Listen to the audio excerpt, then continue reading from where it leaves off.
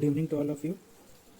अभी का प्रश्न ये है कि select the correct statement regarding wildlife protection act 1972।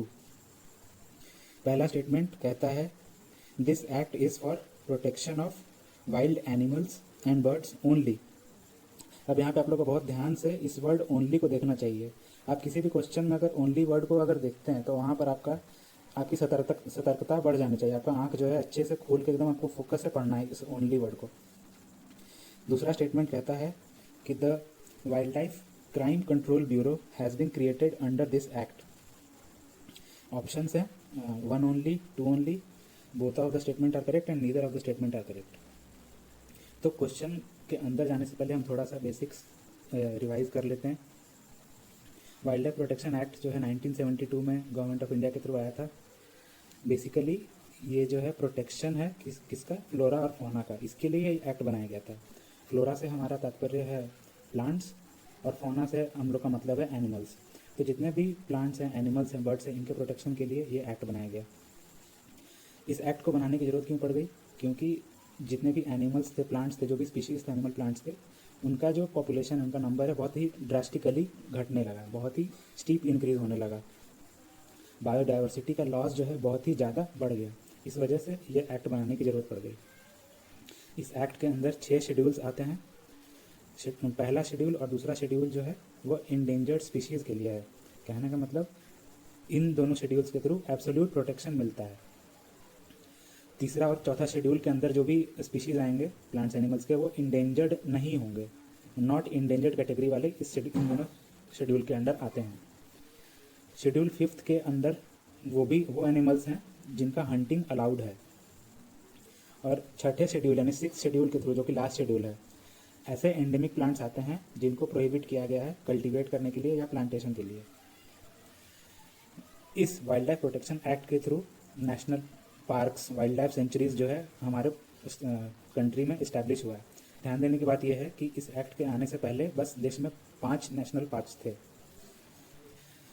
National board of wild life करके एक बॉडी है जो कि वाइल्ड लाइफ कंजर्वेशन के लिए बनाई गई थी, वो भी इसी एक्ट के थ्रू बनाया गया।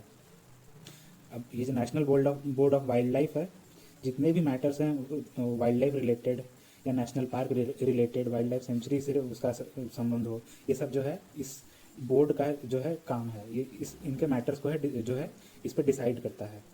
इस बॉडी का जो चेयरमैन है वो कौन है? हमारे prime minister. Wild life protection act के थ्रू एक स्टैट्यूटरी बॉडी बनाया गया, नेशनल टाइगर कंजर्वेशन अथॉरिटी। नाम से ही पता चल रहा है कि जो जितने भी टाइगर्स हैं हमारे कंट्री में, उनकी कंजर्वेशन के लिए बॉडी जो अथॉरिटी जो है बनाया गया। फिर एक सेंट्रल जू अथॉरिटी करके बॉडी बनाया गया इसी एक्ट के थ्रू। इस एक्ट का काम क्या है? जितने भी जू हैं यानी चिड़ियाघर, उन पे ये ओवरसाइट रखता है, उनके वर्किंग पे ये कंट्रोल रखता है, उनकी देखभाल करता है। जो भी कुछ जू रिलेटेड है वो सेंट्रल जू अथॉरिटी के थ्रू सुपरवाइज होता है। फिर आपने सुना होगा साइट्स करके एक इंटरनेशनल बॉडी है। इसका फुल फॉर्म क्या है? Convention on international trade in endangered species, wild flora और फौना के।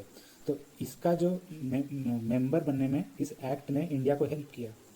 ये एक्ट इनैक्ट हुआ तो एनिमल्स और प्लांट्स का प्रोटेक्शन बढ़ा, तो इस वजह से ही साइट्स का मेंबर बनने में इंडिया को हेल्प मिला। तो वाइल्ड लाइफ प्रोटेक्शन एक्ट का इतना कुछ जानने के बाद हमें ये पता चला कि जो पहला स्टेटमेंट है जिसमें लिखा हुआ था कि this act is for protection of wild animals and birds only, तो यहाँ पर ओनली तो साफ गलत हो गया, क्योंकि मैंने आपको बताया कि इस एक्ट के थ्रू प्लांट्स का भी प्रोटेक्शन होता है। अब सेकंड स्टेटमेंट के लिए हम आते हैं। इसमें क्या था? Wild life crime control bureau के बारे में इसमें चर्चा हुई है। तो इस बॉडी के बारे में थोड़ा बेसिक्स जान लेते हैं। एक पार्लियामेंट्री डिपार्टमेंटल स्टैंडिंग कमेटी बनाई गई थी जो कि साइंस एंड टेक्नोलॉजी, इन्वायरमेंट और फॉरेस्ट से रिलेटेड थी। इसने रिकमेंड किया कि बहुत प्लांट्स और एनिमल्स को डैमेज हो रहा है, बायोडाइवर्सिटी लॉस हो रहा है, तो इसने रिकमेंड किया कि एक wild life crime control bureau बनाया जाए जो कि इसी एक्ट के अंतर्गत बनाया जाए। ये स्पेसिफाई किया हुआ था। 2006 में एक्ट बना। 2007 में एक नोटिफिकेशन आया कि tiger and other endangered species of crime control bureau करके बनाया जाए। इसी tiger and other endangered species crime control bureau को बाद में नाम दिया गया wild life crime control bureau. 2008 में ये बॉडी जो है ऑपरेशनल हो गया, फंक्शनल हो गया। अब नाम से पता चल रहा है इसका काम क्या है? वाइल्ड लाइफ क्राइम पे जो है जितना भी डेटा है उसको कलेक्ट करना, फिर जो डेटा जनरेट हो रहा है उसको स्टेट रिलेटेड जितने भी एजेंसीज हैं उनको इन्फॉर्मेशन देना, और इस इंफॉर्मेशन की वजह से वो बॉडीज़ जो हैं इमिडिएटली एक्शन ले सकते हैं कोई भी क्राइम के अगेंस्ट। ये जो बॉडी जो है ये हेल्प करता है जितने भी नेशनल और इंटरनेशनल एजेंसीज हैं उनसे कोऑर्डिनेट करने में। कोऑर्डिनेशन बहुत ही ज़रूरी है ताकि ये वाइल्ड लाइफ प्रोटेक्शन एक्ट जो है ये इन्फोर्स हो पाए।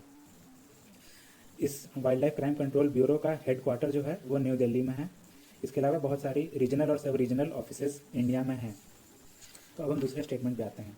दूसरा स्टेटमेंट कह रहा था कि the wildlife crime control bureau has been created under this act, जो कि मैंने आपको बताया कि सही है। तो इस क्वेश्चन का जो आंसर है वो हो जाएगा 2 ओनली, मतलब कि बी। ठीक है, thank you for listening, bye.